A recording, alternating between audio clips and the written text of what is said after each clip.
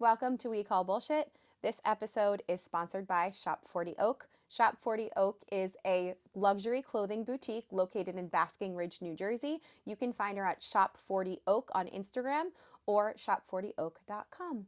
Chrissy, what are we calling bullshit on today? Today, we are calling bullshit on the Mom Bod, the changes, embracing the changes that happen during pregnancy and childbirth.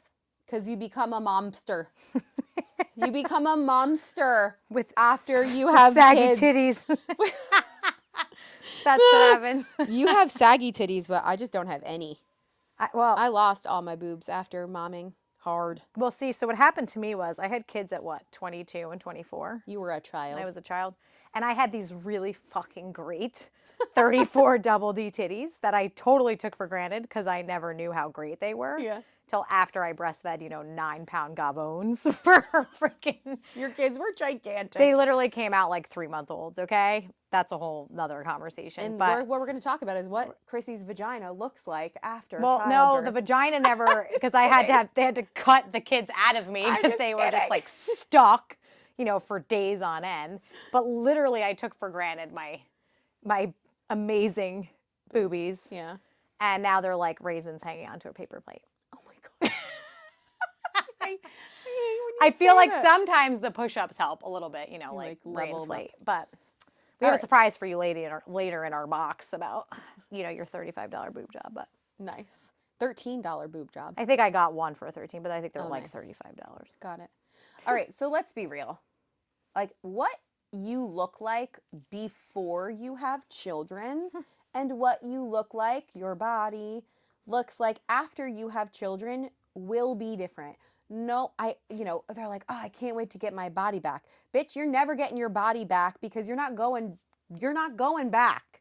You have to be okay with what your body is looking like post children. And I think we need to normalize what we think is a sexy, beautiful, motherly body after kids. And we are not saying by any means, I believe it, it is not okay to let yourself go after or during your pregnancies because ultimately we believe that you will probably feel worse about yourself. So if you've said like, oh, I'm just letting myself go, no.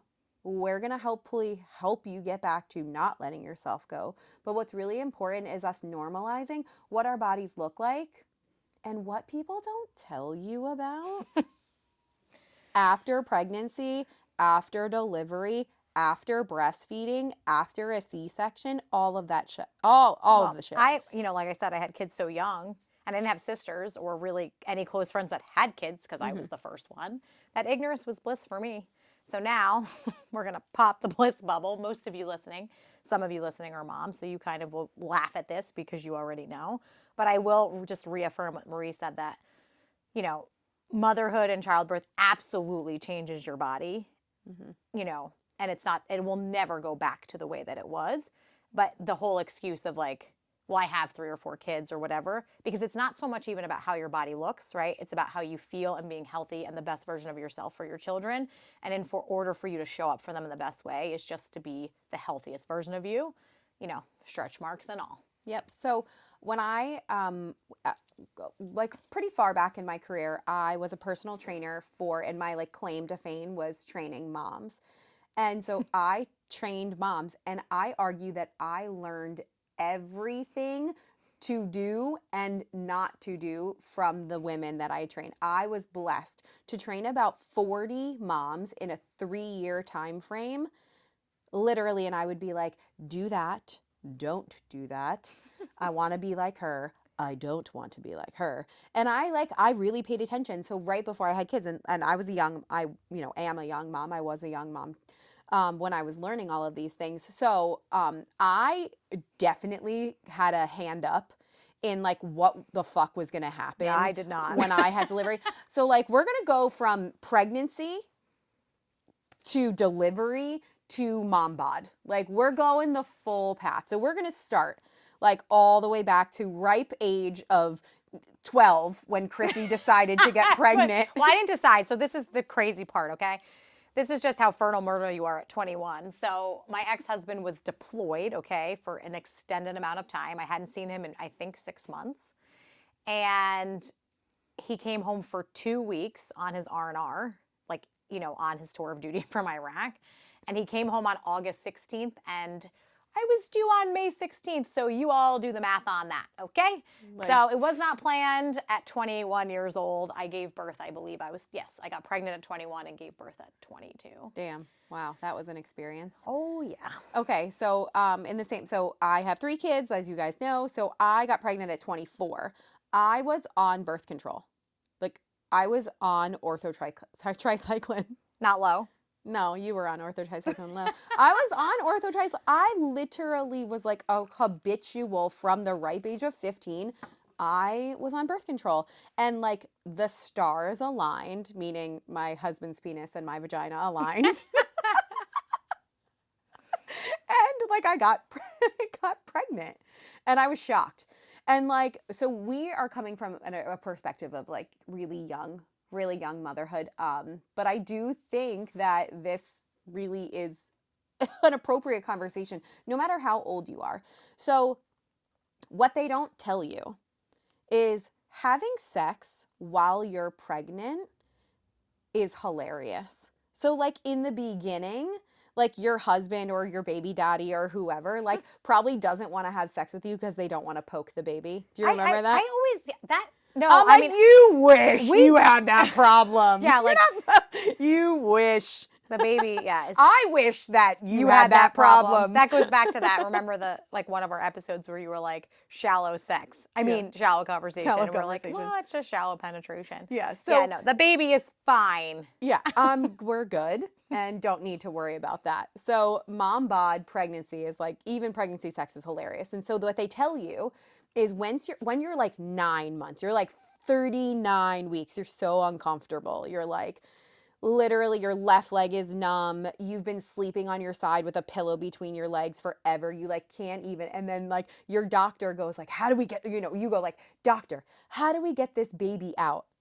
And they're like, try sex. It's like you can either go for a walk, bounce on a wall, or have sex. And I remember having this conversation with a young male like the other day, and he was like, the doctor said that I should have sex with my wife. Yeah. I'm like, fucking have sex with her. Yeah, then. so I was like the one, like my hormones were, I mean, I'm always sexual, but my hormones were even higher then. And I was like 21. So I was like, yes, bring it.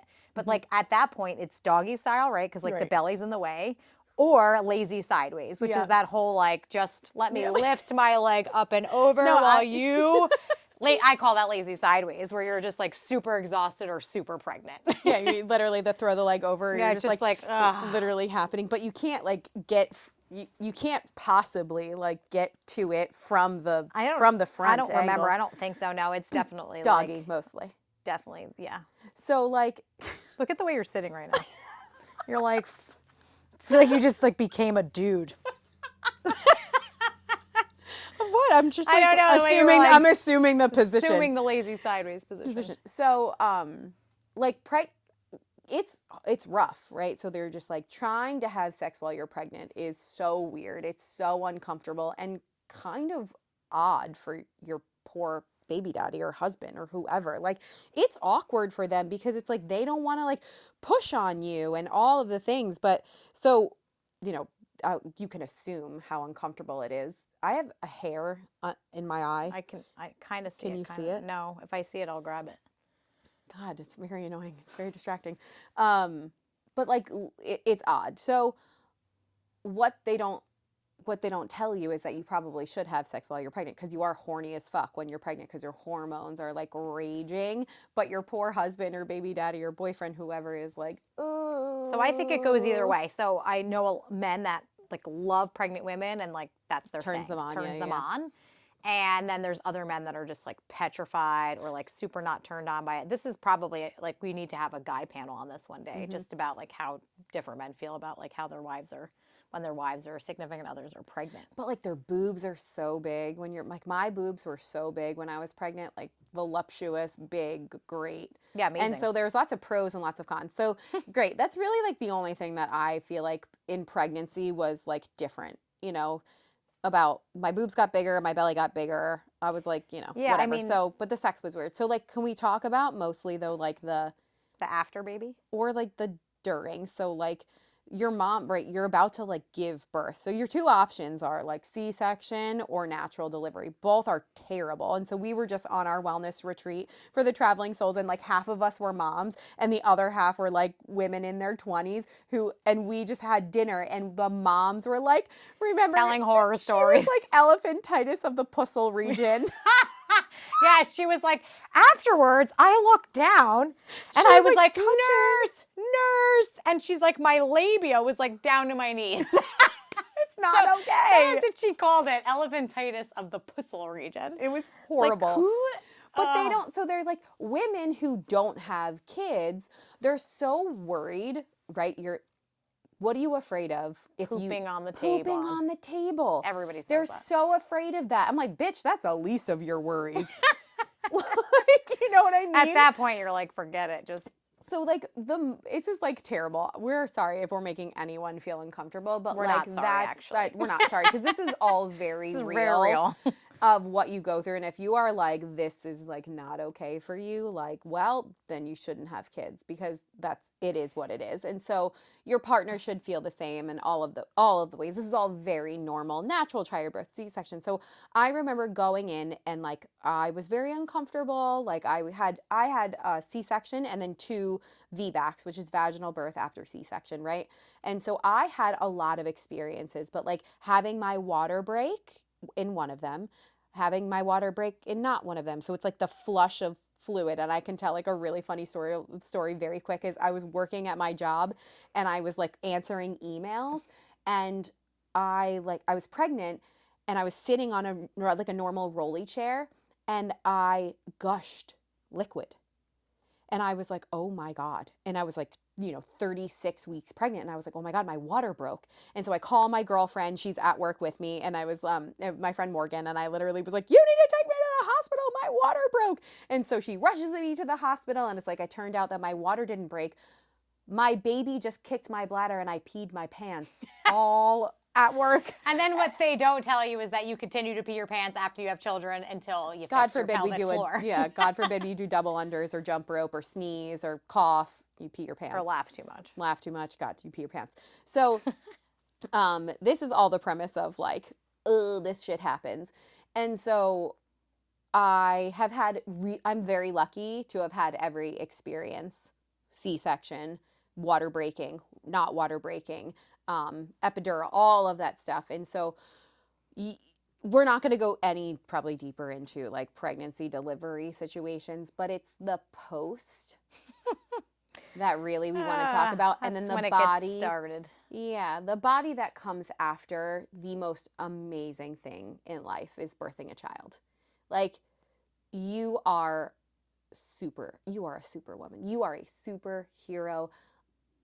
That is the coolest thing I've ever done in my life, was deliver my children. I felt like the most amazing person in the entire world. Like after and I know women who are listening to this right now who are mothers, it's like, you remember that moment when you first laid eyes on your baby. On your baby. I have goosebumps.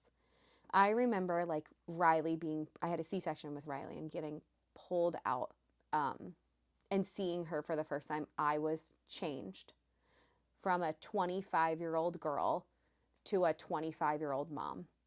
And like my world at that moment would never be the same, emotionally, mentally, physically, all of the things. It was thrown out the window, and I don't care how old you are. I don't care if you're having babies at 18 or 50. You are a changed person. Yeah, motherhood is just when you have your baby. all-consuming. Just changes you in every way. And I always say, I don't know what it's like to be an adult without being a mother. Like for me, they just go hand in hand, because I became a mom at 22. Mm-hmm. And, her and I grew up together. And it has just been this all-consuming thing where, your decisions, the way you live your life, like everything is around this baby. Yeah. It's just, but to meet your child for the first time is just, and all the physical things that come with it is so worth it. And so I remember being young, and I didn't want to have a C-section because I didn't want to have the C-section scar. Like, how vain. I look at that scar to this day, and it's like, it's my Riley scar. Like I never want it to go away, but you know, it was beautiful, like the best. I look at it every day, and I will feel it, and it's there, and it's special, and it fucking hurt, and it's still fucking ugly. Is yours still like numb a little? Yeah, where, like, it has that weird it's feeling. that weird feeling where like you could feel like somebody's touching it, but you don't really know because it's just like bizarre. And then the whole concept of the C-section, right? Like, if I could go back now, I would do my birth very differently, but obviously they're experiences. And so when you have a C-section, if you've had one, you know that whole bizarre out of body experience of them pulling the baby out and the pressure. Like, it's so weird.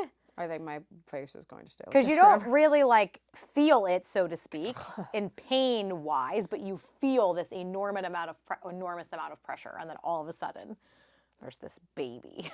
So Chrissy and I were both allergic to the epidural. Oh my God. So a couple things will retract. They don't tell you these things. Is you can be allergic to the epidural. Guys, I was recovering. Chrissy the same, weirdly. I would fall asleep because I was like trauma. My body sleeps when I have trauma.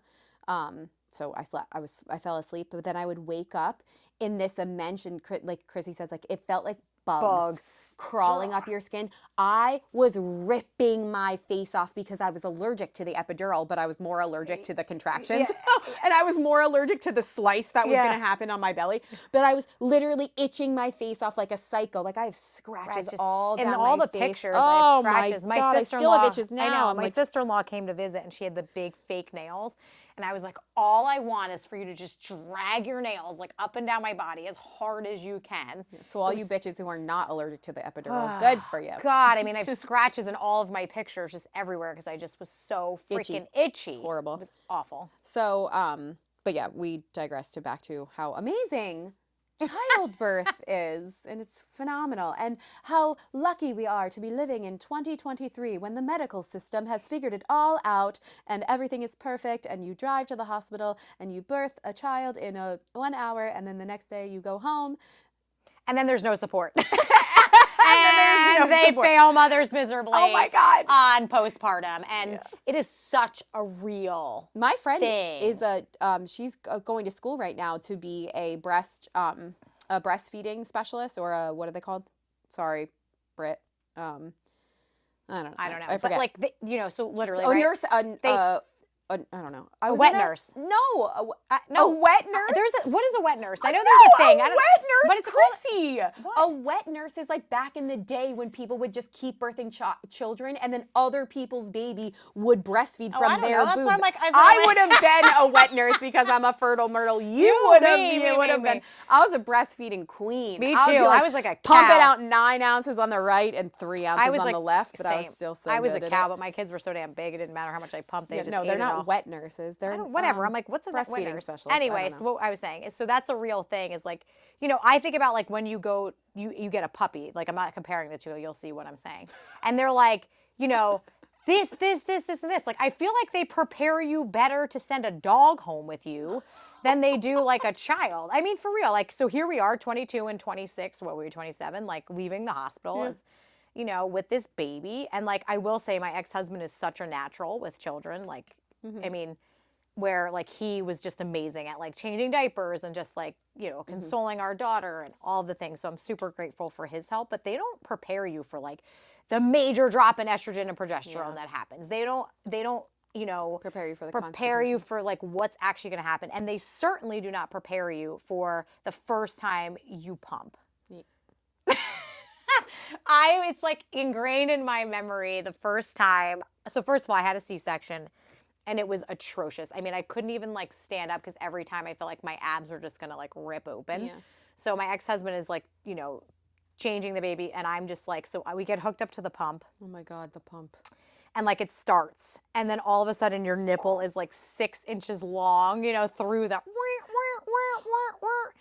And you're like, oh my God. And then I just start laughing so hard that like it would hurt so bad because my C-section, but it was like. And I was like, I am just never going to be the same.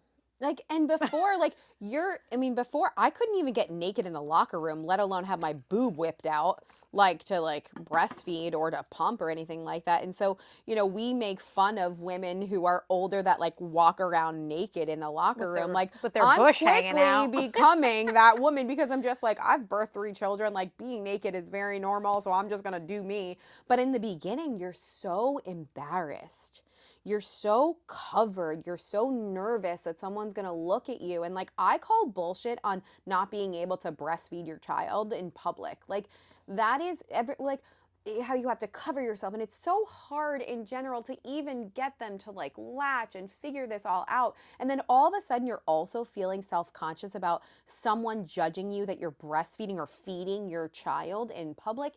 It's so complicated, and you're already like, you know, not feeling good about yourself. You have stretch marks. Your stomach is not okay. And like, all of your boobs are huge and it's You're weird. bleeding. You're I bleeding mean, for weeks, you got maybe hemorrhoids. even months. Like, it's horrible. We also forgot to talk about the whole mesh panty Oh, situation. God. So when you were in the hospital and afterwards, they give you these mesh panties. All the dads out there are like, The dads are like, yes, I know exactly what you're I talking know about. those. And so they're the mesh panties, and they put this enormous pad, like the biggest pad you've ever seen in your life, in there, right? And then, like, if that's not mortifying enough, the mesh panty situation, is that for me, like, I had the C-section, and like moving was hard for me. And so I remember they would come in like every couple hours and like pull it down and then use the Oh my God, the squishy thing. The water thing, bottle. I think I still have it in my kitchen. And they would like squirt. That's how I flavor my turkey. Oh my God. And they would like, you know, the water would just to like cleanse all the blood in the freaking mesh panties, and then they would give you new mesh panties, and it is like, it's horrible. but then there's I love this my beautiful kids. baby. I love my just kids. sucking on your This titty. is great. Like, you know, I love it. nothing of yours is ever yours ever again. And including your body. That's what I mean. Your body is like never yours ever again. So there's obviously like so much we can talk about here, and like, it's great. But your body will never be the same. Your boobs, your hips, your stomach, my belly button. Chrissy thinks my belly button's cute. Oh, it's adorable. It's the cutest. It's like an innie outie. I know, but like, I used to have an innie. Well, it's so cute. Great. I'm so glad I'm so self-conscious about it. Why? I don't know, because it's one of the things. Like, it's just one of the things. And like, I don't know if I'll ever be comfortable. I'm like, in my head, I'm like, do I go to get surgery to like fix my belly button? But like, I've birthed 3 children. So like, no, Marie, you don't do that, because my body is beautiful for how I just birthed 3 children. And I have this amazing, great, like, my body is a representation of what it's like to be a mother. And I think we're so hard on ourselves so often that it's like, we judge ourselves so hard because we think, and we compare ourselves to the younger version of ourselves. We compare ourselves to this version that's unrealistic, and it's not fair. You have more wisdom, more experience, and more life being a mother, and that's beautiful.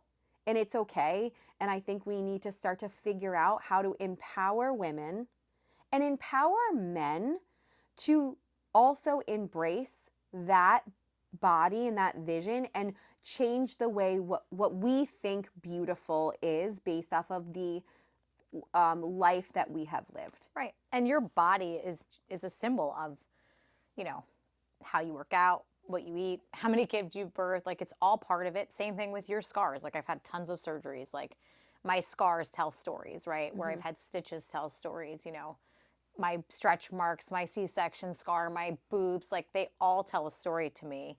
And honestly, like, at the end of my life, I'm totally fine with, and we were talking about this the other, like, on our retreat, was, you know, my laugh lines don't bother me because I feel like it's such a life worth lived. Like, I love that. Like, it's something about me that I've just kind of come to embrace, because I'm like, you know what? I'm happy that I'm most of the time smiling and laughing and making other people laugh. And if the laugh lines come along with it, then like, that's just part of who I am. Yeah, I love that. And that's especially because we spend so much time looking in the mirror, thinking about what we can change, instead of embracing what we have, because what we've been through. Like, I can't believe the 24-year-old version of myself was afraid of having a scar. I would never want that to go away. I love my scar. And I don't know, like, yes, can we feel down about ourselves and do something about it, like eating healthier, like working out, like getting lotions now that help tighten up our skins, like making sure we get enough sunlight to make sure that we're, tan and beautiful, or whatever you're into, or, I don't know. But whatever makes you feel the best version of yourself with what you've got, and not wanting to change it, and not being embarrassed by it. I'm not done yet, but I'm just getting ready. I love accessories that make us feel good. So it's all about the clothes that you wear. It's all about the lifestyle that you choose, in which embraces what your body looks like now. And so there are obviously things that everyone can do, male and female, to make this a more acceptable kind of situation and topic of conversation, rather than just feeling shitty about it. So, like, Chrissy, do you feel like you wear certain clothes based off of the body that you're now in that will make you look better than clothes that you would be wearing if you didn't have the body that you had? You pick wisely. Of course, you pick wisely, and obviously things to accentuate. Like, I have never had, like, and I'm not judging anybody that has, but I have never, like, had Botox. I've never had anything done, like, as far as, like, cosmetically to myself at all. And that's just how I am. And, I just work with what I got. But having said that, obviously things that are out there to, like, accentuate what I have, of course I want to look and feel my best. I mean, I work really hard for my body, and it's not easy for me to, like, maintain, like, weights, and it's hard for me. It's a lot of work based on my body type. So we have something in the box today that will help you. I call it, like, my $13 boob job. That's what I call it. A friend of ours has, like, a great body, and she hasn't had kids yet, but I really thought that she had fake titties. And I was like, then she's like, no, I just have a really great bra. And I was like, what bra do you speak of? Like, what is the magical? What is this? You need to tell me what it is. So in our box today, we have. Oh my God, it's hot pink. Yeah, because it was $13. It was hot pink. Like, they never put the good colors on sale. I know. What do you wear then under? Anything except white. Wow. But it's leopard for you. I know. I love it. Wow, your boobs are so big. Well, I do have big boobs, but they're not. These make it. Oh my God, you're vibrant. The vush is still in the box. Yeah, I never took it out. That just goes to show you I haven't had any alone time lately. I might need to bush it out later. All right, so this is the Wear Everywhere. Cute. Push-up bra from Victoria's Secret. Damn. And it's pink. There's some padding in it. More so than the padding, though, is the lift. Okay. So so Mom Bod, why is this important? Because obviously after you have children, whether you breastfeed or not, the changes in your boobs, right? They go from big to small, or small to big, or all of the things. Firmer, not whatever. Yep. So this will just help give you a nice lift, and also not necessarily make them appear larger, but just give you a really nice lift. And then it really does look like you have some $13 boob job. I think we need to put it on Marie for, like... My boobs would never. My boobs would never. Hold Well, on. if we got one in your size, Marie, I'm pretty sure. I know, but I'm just trying to see how it would look. Oh my God, I can't. You have to... Okay, it fits a little bit better. All right, exactly. But I have a bra on and a sweatshirt on.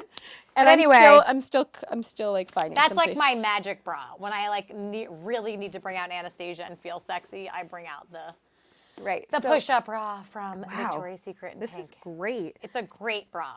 Okay. Really. So what? So. I've got nothing. So what's in our box is making sure you got a fucking good bra to support your saggy ass boobs. Yeah, like go spend some money on yourself and get some good $13 on this. What is this bra called? It's the Victoria's Secret Wear Everywhere Push-Up Bra. Okay, so it's very smooth, which I really like. So if you're feeling like your boobs, you got to like over the shoulder boulder holder. Remember that? That's from Beaches. Like a Bette Midler. Tie him in a knot, tie him in a bow, and you throw him on your shoulder. Right? Get yourself some good Clothes, Clothes. bras that make you feel Great. confident. Feel confident. Feel supported, literally, physically, emotionally. I don't know. But yeah, so do yourself a favor. You can do things that, you know, your mom bod doesn't have to. You don't have to feel alone and to the point where you're just like, I can't combat this. Like, things are going to happen to your body that you're not going to enjoy. My belly button, the C-section scar, like the wideness of my hips, like the pants that I wore before my, before my kids versus thank God the mom jeans are back, and they're called mom jeans for a reason. Yeah, because they're please cute don't as bring hell. back low-rise jeans ever. Ever. Please. Like it, and that's okay. And I really encourage everybody who is not a mom, a male, a dad, a whatever, to not be so ashamed of not being perfect. Like, you are perfect just the way you are. You have a specific body type. Like, we talk about this a lot. Like, we're mesomorphs, right? We have a specific body type. I will never be 5'7" Tall and lanky. It just won't happen for me. And I am okay with that. And trust me, it's taken me a lot of time, but I really feel like I'm like, do I feel better? Would I feel any different or better if I looked a certain way? Probably not. So I wear makeup that feels good on my face. I get extensions because my hair was a train wreck and then I fixed. Your hair falls out after, being pregnant. Like, all of those things will happen, and they are a product of something beautiful. And if you are self-conscious about your body, we got to fix that. You have to fix your mindset. And I would argue is start embracing the things that you love about yourself. Pick something right now. What is your favorite quality about yourself, Christy? What is it? My Other butt. than your personality. Okay, your ass. Yeah. You do have a really good ass. So, like, do you wear bootyful. it's bootyful.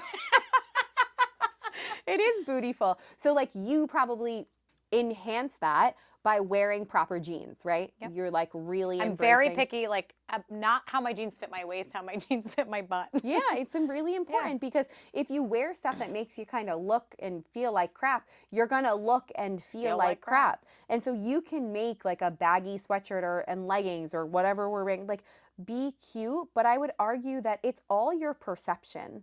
It's all the way and what you tell yourself when you look in the mirror, and shit is going to go sideways. Gravity, it's going to drop. Your body is going to be different, and that is completely okay. And we need to start embracing that version of motherhood and about what our body looks like rather than trying to change everything. So if you are feeling like your skin is loose, like, get some cream that maybe will help you like tighten your skin. If you feel like you like, go strength train, right? Like, fill your muscles up so you feel leaner and all of those things that that make you feel better. And eating the right way, making sure you're drinking enough water, all of those things are going to help a certain feeling that you're having when you look in the mirror or when you look at yourself naked. Yeah. Your vagina hopefully will go back if you didn't have an episiotomy, and like, maybe, but shit happens sometimes. If you haven't looked at your vagina in a while, I encourage you to look at your vagina. Pull out that mirror and just, we do the same thing at the same time. Look at it. Look at your vagina. Talk to it. Speak life into it. It's all right. Like, they talk about like sex after pregnancy, and you're like, oh my God, is my vagina going to look the same? Like, yes, it's fine. And if it doesn't, it's not going to look that different. I mean, it is what it is. Like, you're not, unless you're getting like vagina reconstruction surgery, Which is a thing. Then like, chances are like, it is what it is, and that's okay. And like, don't be self-conscious about it. Your body is your body. You earned that body. You earned those stretch marks. You earned those scars. And when you look at your kids, you could be proud because you've done something amazing. And stop hating on yourself so much. Do the things that make you feel good. Exercise, get enough sunlight, drink enough water, eat clean, and you're going to feel better about yourself. Buy clothes that make you feel good and surround yourself with women who also feel like that. right? And if you're the one who's feeling good about it, go up to another mom or go up to another woman that's not feeling great about them and give them a compliment.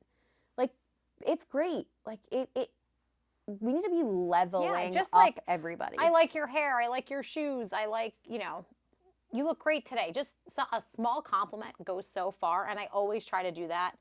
Like in the bathroom at the gym, I'll be like, your ass looks great in those pants. Like, I am that girl always that will be like cheerleading for other girls, because you never know how somebody's really feeling on the inside. Yeah. And I know we all fight insecurities with our bodies and how we feel. And even as fitness instructors, we still feel certain types of way about our bodies, especially on certain days. Like certain days we're like, wow, just feel like shit. Yeah. And that's okay. And it's okay. But we just get back up and then be confident. That's like the sexiest thing, is really like your confidence and just how you carry yourself makes such a difference. So we call bullshit on thinking that the mom bod isn't the most beautiful thing on this planet. And if you don't feel the same, then ask for help. Talk to us, call us, text us, send us a DM, go on Instagram, go to our We Call Bullshit page, buy a new bra. I don't know. Reach out to us if you need a compliment. Let's talk, because you're not alone. You are not alone. We understand you have insecurities, and we want those to go out the window, because what you have is amazing and you are beautiful. And I always end every class with, always remember, you are strong, you are smart, and you are beautiful. And no matter what's going on, every day should be the best day ever. Thank you for calling We Call. Yes, thank you for calling We Call Bullshit. Thank you for listening to We Call Bullshit. That's her customer service voice, okay? That's right. Hi. We're always like, hi, this is Marie. Hi, this is Marie. Thanks for calling. We'll You're like, I own a pizzeria. I know. What the fuck? We'll catch you guys next time on We Call Bullshit. Bye. Bye.